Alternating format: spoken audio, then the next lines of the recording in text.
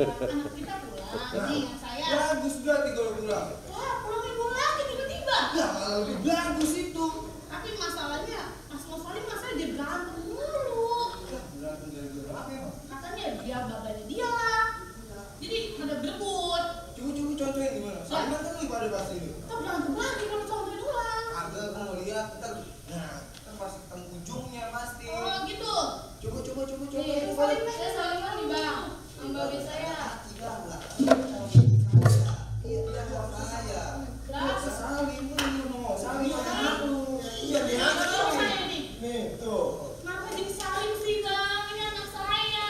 Iya, Bang. Ini kan anak dia, Bang. Bukan anak saya. Ini siapa ini? Ini siapa sih? Ini jangan.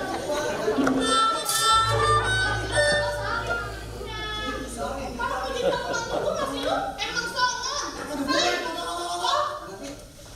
Berapa gua nih, Mas? Ya, ini saling begini. Dia saling salah. Iya. Saling.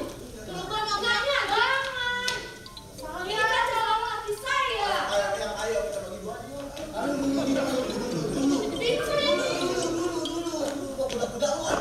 Coba. Bisa masing-masing sama-sama. Ayo dah. PA kan dulu ya? Tadi abang bilang bisa. Keluarga. Masa udah nikah sama dia nih?